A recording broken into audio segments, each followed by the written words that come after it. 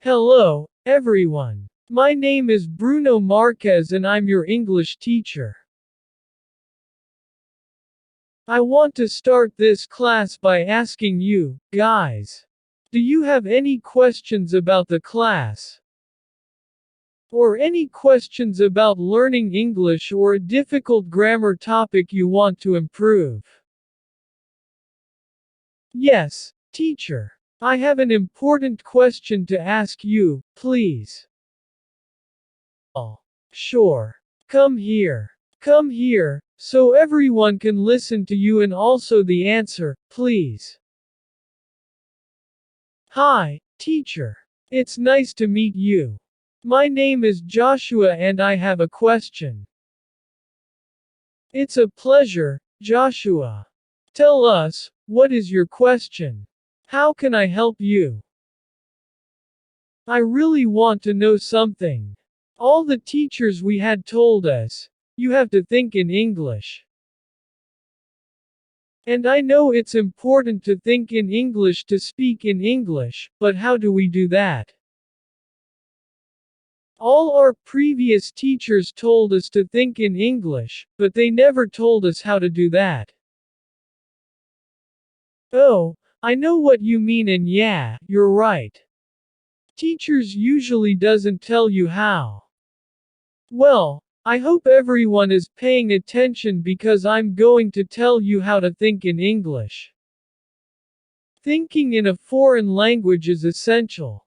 It increases fluency and allows you to connect with people from different cultural backgrounds. You don't necessarily need to move to an English-speaking country. If you already have a basic or intermediate level of English, don't use a bilingual dictionary. I remember spending hours looking up words and definitions in an English-only dictionary. I prefer to use paper dictionaries as it helps me memorize words better, but it depends on you. When you search for a word, turning page after page, you naturally repeat it in your head. By the time you find the meaning, you remember the word. It's amazing. Also, change one of the device or application settings to English. It really helps. There are many things that you use daily in your life, such as mobile, Facebook, shopping list, and calendar. Choose one of these things every day and change the settings to English. You have to get used to dealing with them in English, and if there is difficulty understanding some menus or words, translate them to understand their meaning. It takes hard work, but it's worth it.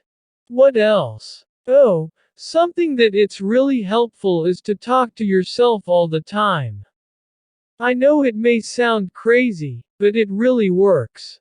When you do this, you imagine yourself talking to someone else. You ask questions and think about responses. This is a great way to practice what you might say in a real conversation. For example, let's say that an imaginary person asks you a question like, what do you think about the English lecture today? How would you answer? Imagine the conversation and practice it in your head. You can do it out loud or in silence. Or what I used to do was to ask myself, how was your day today? And I had to answer, oh, my day was not good. I had a problem at work, I lost some money and the food was awful. You can talk about many different topics. It's like having a partner to practice with, always. You can talk about many different topics. It's like having a partner to practice with, always. Or what you can also do is to think about a situation in English. Yeah. During your day, choose one of your situations or activities and think about it in English. For example, you will meet your friends today. Think about this situation from A to Z, but in English. What to wear, what transportation to use, where to meet your friends, and so on. Repeat this exercise daily and choose different situations. It can be funny. Describe unknown words. Another exercise that really helps is describing in your mind objects you don't know the words for. An example would be if you couldn't think of the word garage. If you're looking at your house and you see your garage, but you can't think of the name in English, you can say, the place inside where I put my car. Or you can say, it's next to my house. I keep things there. You can also use shorter phrases, such as, it's similar to, or, it's the opposite of. Also, think in sentences. For example, if you are sitting in a park, you can tell yourself things like, it's such a beautiful day, and, people are playing sports with their friends. I usually do that. Once this becomes easy, you can move on to more difficult sentences. And something important. Try to say these sentences or try to put the words together without thinking too much about if it's absolutely correct. It will help you to increase your fluency. It may also sound a little crazy, but it's a great exercise. Describe your day. I was telling you something about it before. Describe your day. I woke up really late today. I took the bus and arrived late to work. I ate fried chicken. Or also make plans for your day. For example, when I leave the house, I'm going to get an iced coffee. Then, I'll take the train to class. I'm studying with Paula today. She said she booked a study room for 2 p.m. Here, you will be able to use different grammar topics. This will help you a lot to improve your English. Many students don't like to write because nowadays, we have technology which helps. But something you have to do is take notes. And I'm gonna tell you why you should do this. For all of these exercises, there will of course be words and phrases that you do not know. So, at some point you will need to use a dictionary. If your skill level is high enough, you might consider using an English to English dictionary. As I told you before, keeping a notebook helps you remember the situation that you needed that word or phrase for. This makes it easy to recall when you are in such a situation again. So, take notes.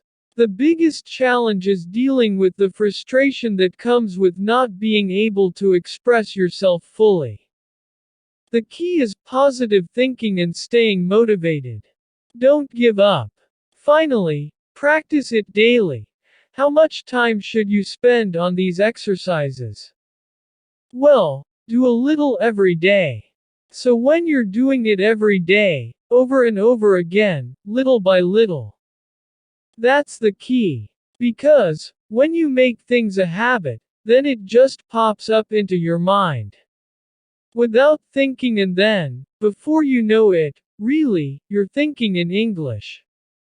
Track your activities to learn the language. You should keep track of your daily activities. Related to the English language, continuous follow-up will help you continue developing. And give you a sense of accomplishment, so do not stop doing this and follow up on what you've accomplished. I hope these tips can help you think in English, Joshua. What do you think? I will absolutely put these tips into practice. You've helped me a lot, teacher. Thank you. No, it's my pleasure. If you have any questions, just let me know by commenting on this video. Go and have a seat because we need to start with the class. Thank you for your attention.